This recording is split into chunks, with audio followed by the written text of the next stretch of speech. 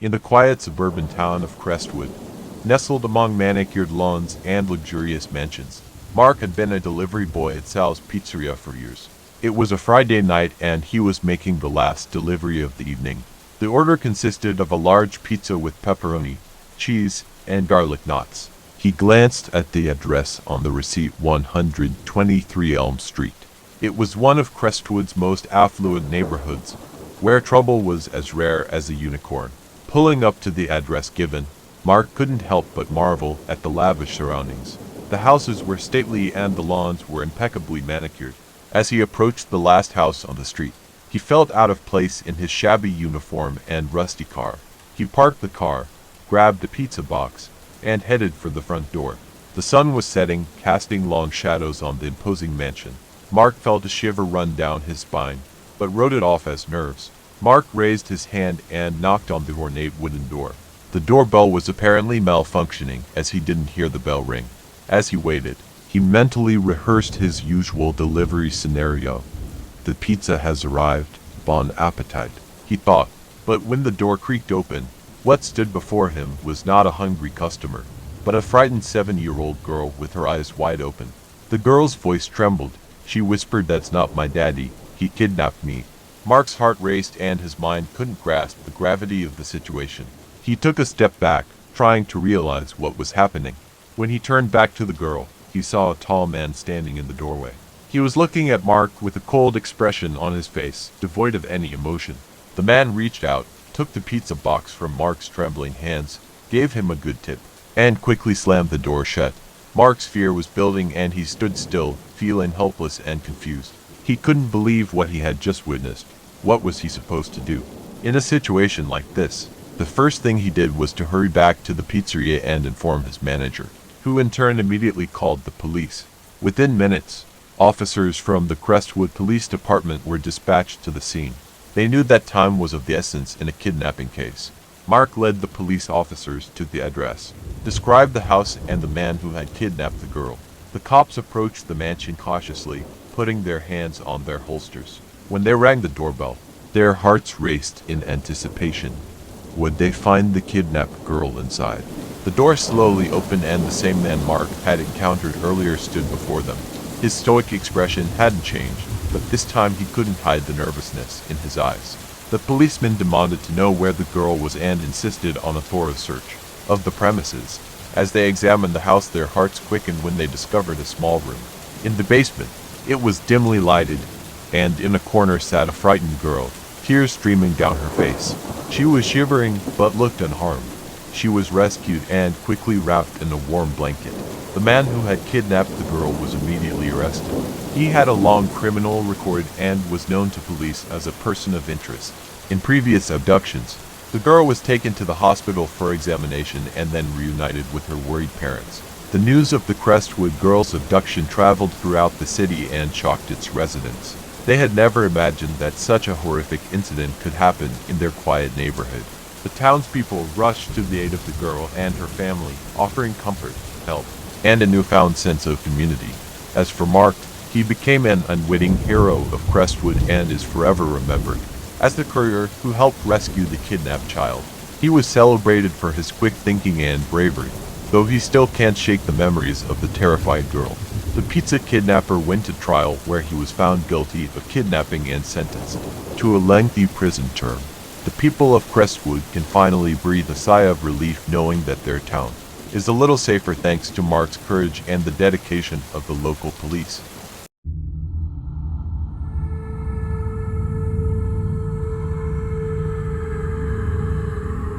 In the suburban town, the quiet evening was about to take a chilling turn. Jackson, a lanky and unassuming pizza delivery man, was making his way through the winding streets, doing his routine job of delivering pizzas for Tony's Pizza. As the sun dipped below the horizon, Jackson's trusty car pulled up in front of a charming two-story house with a pleasant facade. Nestled among a row of similar houses, the aroma of freshly baked pizza wafted through the cabin. As Jackson took his order from the passenger seat, he breathed a sigh of relief. This was his last delivery for the day. What he didn't yet know was that this stop at 47 Elm Street would forever be etched in his memory.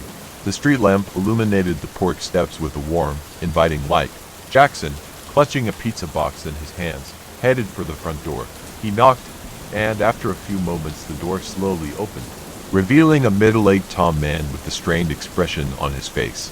"Hey, I brought your pizza," Jackson said, smiling affably. Tom took the pizza box and peered over his shoulder into the dimly lit living room. "Sorry, I just have a little situation here," Tom mumbled, his voice shaking slightly. Jackson furrowed his eyebrows, but decided not to continue. Reaching into his insulated bag for the receipt, he couldn't help but notice the cold feeling that gripped him. There was a gun lying on the coffee table in the living room. His heart raced and he felt a sudden rush of anxiety. His eyes widened and he gripped the receipt tighter, realizing he had just walked into a potentially life-threatening situation. Panic began to pulse through his veins, but the real horror was yet to come. As he tried to look away from the firearm, a tiny, innocent voice suddenly broke through the eerie silence. "Daddy, what is it?" The girl, who was no more than 7 years old, picked up the gun, and her curious eyes widened with surprise. Her name was Emily. In some surreal, terrifying moment, she playfully pointed the gun in Jackson's direction, oblivious to the impending danger. Panic gripped Jackson as he imagined the unimaginable. The girl's small fingers gripped the trigger, curiosity taking over. In that instant, his whole life flashed before Jackson's eyes. His mind was racing, and the realization that he was one trigger pull away from his own death was unbearable. A wave of terror came over Tom, who was distracted for a moment. He rushed forward, his reflexes finally catching the horrifying picture. With trembling hands, he snatched the gun from Emily and placed it back on the table. Jackson felt his knees grow weak as potential disaster was barely averted. He hastily stepped back, taking deep breaths to calm his frantically pounding heart. Tom looked at him with a mixture of embarrassment and gratitude. "Sorry about that," Tom stammered, a note of remorse in his voice. "It's just been a rough day." Jackson nodded, unable to find the words. He gingerly took the receipt, turned quickly and walked away from the house, all his thoughts consumed by the impending denouement. Once in his car, he pulled out his cell phone and called his boss. "I will never deliver goods there again," he said with a tremor in his voice. He recounted the incident, the fear that had gripped him, and his gratitude for being alive. As he parked outside the pizzeria after finishing his shift, he couldn't help but reflect on what had happened. He realized he had narrowly avoided tragedy. In the weeks that followed, Jackson found it hard to shake the chilling memories of that fateful delivery. He couldn't help but think of how close he had come to a tragic end because of an innocent childish curiosity. The thought haunted him, and he began checking and rechecking addresses, unable to rid himself of the sense of horror that had settled in his soul.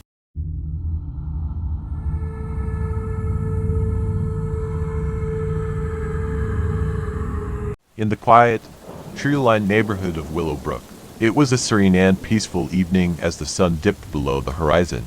The streets were flooded with soft twilight light, casting long shadows across the manicured lawns and suburban homes. Among these houses stood a two-story house with a porch lit by a flickering lantern. Louise, a 20-year-old college student working part-time at the local pizza parlor, found herself on her last delivery of the evening. She was carefully stacking for large pizzas in an insulated bag, driving her little aging sedan through the quiet streets of Willowbrook. She was on her way to the very house where she'd been ordering pizzas a lot lately, and to the very unusual but regular customer who had piqued her curiosity. When she pulled up to the house, Louise parked the car and admired the manicured yard and neatly trimmed hedges for a while. She couldn't help thinking that there was a man living in the house who seemed to have a constant craving for pizza. Taking the pizza in hand, Louise headed down the winding brick walkway to the front door. She adjusted her uniform and took a deep breath, preparing herself for another not-so-stressful delivery. The tension was building, though she had no way of knowing why. She knocked on the door, and a moment later it creaked open. A middle-aged man with disheveled hair and a strangely intense look stood before her. "Come in," he said with an eerie grin, a strange charm in his voice. Louise hesitated, her instincts giving warning signals. She had been taught to be careful, and the feeling of discomfort in her stomach was undeniable. "I'll just give you the pizza here," she replied politely, keeping a decent distance from the door. But the man was unstoppable. His insistence intensified, and he reached out to take her hand, his fingers icy and unsolicited. "It's not a problem," he insisted, almost forcibly pulling her closer. Panic rose up inside Louise and her adrenaline-fueled instincts kicked in. Gathering all her strength, she broke free of his grip and stumbled backward into the dimly lit hallway. Frightened and disoriented, she looked around for a way out. The man's demeanor changed from whimsically charming to threatening.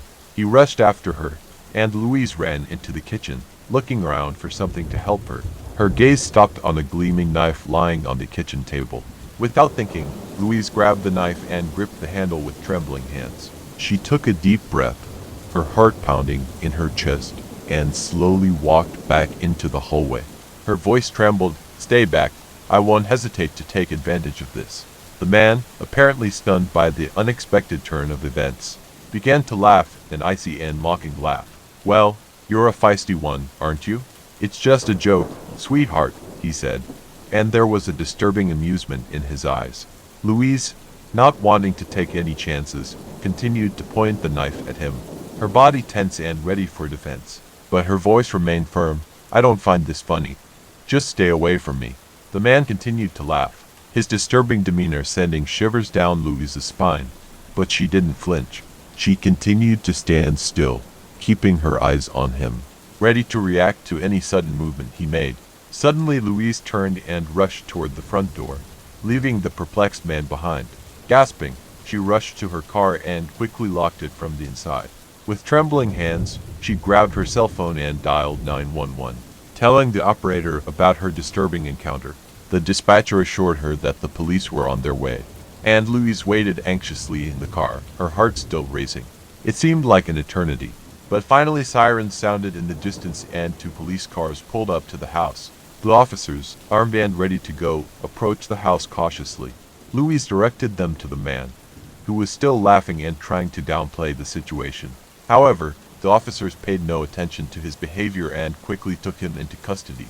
As the man was handcuffed and led away, Louise felt a wave of relief come over her. She had successfully defended herself, and she had the sense to call for help when she needed it. The unsettling ordeal was finally over.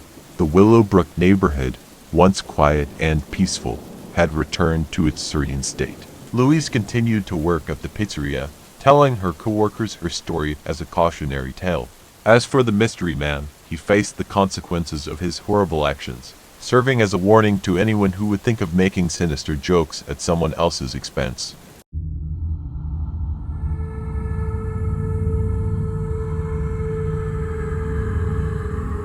In the small, quiet town of Willowbrook, where nothing much happened, Thomas made his living delivering pizzas for Sal's Pizzeria. He was a lanky young man with a perpetually messy mop of brown hair and often found solace on the road delivering hot and soggy pizzas to the townsfolk. It was an ordinary evening when an event occurred that would haunt him for years to come. Thomas was driving his usual route, a stack of pizza boxes resting on the passenger seat of his old, shabby car. It was evening, and the golden rays of the setting sun cast a warm glow on the suburban homes lining the streets. He stopped in front of an unremarkable, weathered house. The address for the pizza delivery was 142, and he was in no hurry since his destination was a short walk away. As he approached the door, he felt like something was wrong. A sense of unease swept over him. A dim light burned on the porch, casting eerie shadows across the yard. Ignoring the gnawing feeling, he pressed the bell and waited. A few moments later, the door creaked open, and two men, perfectly ordinary, appeared on the threshold. "Hi. Thanks for the pizza," one of them said monotonously, holding out a wad of money. Thomas, not knowing what to say to that, accepted the money and handed over the pizza.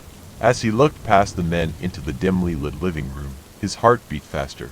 Two young girls lay unconscious on the couch, their limbs spread and their faces ghostly pale. Panic seized him, but he dared not utter a word. "Thank you," the second man said as he closed the door.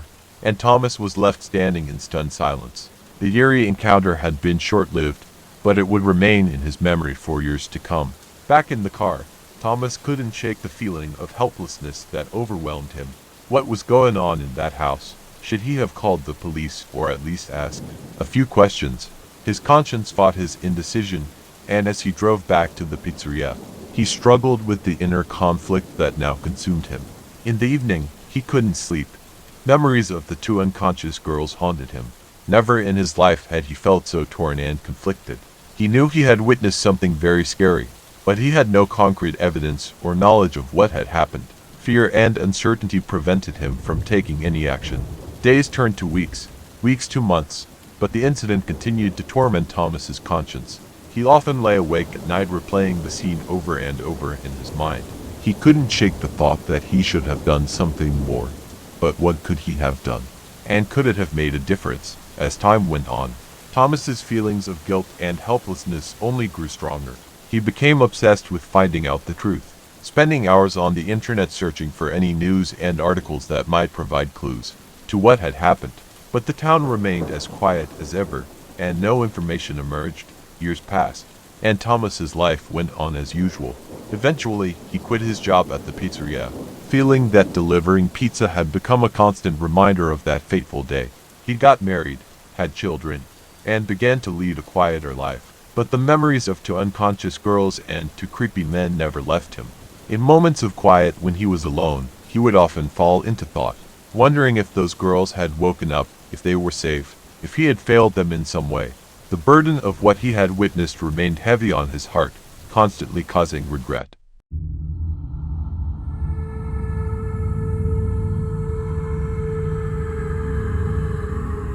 Jacob had never been thrilled about working the night shift at Tony's Pizzeria, in the small and creepy town of Wintersville. The secluded location surrounded by dense forests made every delivery feel like a plunge into the unknown. Plus, Wintersville was famous for its strange occurrences. One chilly moonlit night, Jacob's phone rang, announcing a new order. He glanced at the address on the screen: Motel 6, Room 13. Rumors about Room 13 had been going around for years. Locals whispering about strange occurrences and ominous events. A pit formed in Jacob's stomach, so he grabbed a box of pizza and headed out in his shabby car. The winding road to the motel was shrouded in darkness, and Jacob felt like he was in a realm where the usual rules no longer applied. The forest seemed to be closing in on him, casting eerie shadows that danced in the moonlight. Finally, Jacob pulled into the motel parking lot, and the sight of it sent shivers down his spine. Number 13 was at the far end, its flickering neon sign barely illuminating the room. Tension hung in the air, and as he approached the door, Jacob couldn't help but notice the dark, blurry streaks leading into the room. With a trembling hand, he knocked on the door, hoping the delivery would go without incident. The door creaked open, revealing a dimly lit room. Jacob's gaze fell on a picture that defied all logic. Blood, fresh and dried, covered the floor, forming a gruesome mosaic. The source of this outrage lay on the bed. A man with his face contorted in agony was propped up on the headboard of the bed. His right leg was wrapped in a makeshift bandage, and the room smelled of disinfectant. He shifted his gaze to Jacob, his eyes reflecting pain and fatigue. "You're from Tony's." "Right," he wheezed. Jacob nodded, unable to tear his gaze away from the horrifying sight. "Yeah, I got your pizza," he stammered, trying to keep his composure. The wounded man, whose name Jacob found out was Stump, smiled weakly. "Okay, I'm starving," he said, reaching out for the pizza. Jacob hesitated, looking around at the gloomy surroundings. Curiosity got the best of him, and he couldn't resist asking, What happened here?" Stump's laugh sounded like a pained croak. "Let's just say my colleague and I had a little disagreement involving a chainsaw. He's got a temper, that guy."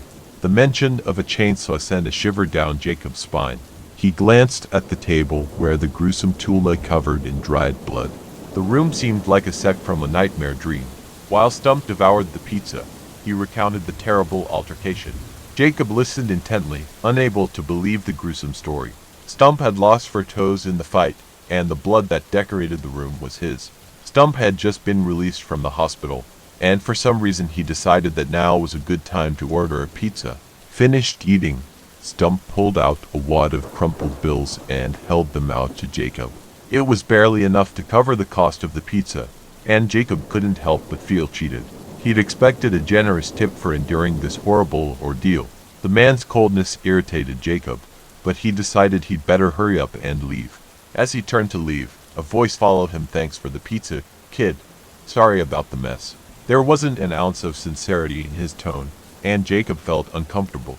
As he drove back to the pizzeria, Jacob couldn't shake the feeling that there was something deeply wrong with this whole situation. The nonchalance in the face of such horror, the eerie state of the room. The chainsaw it all gave him a chilling feeling.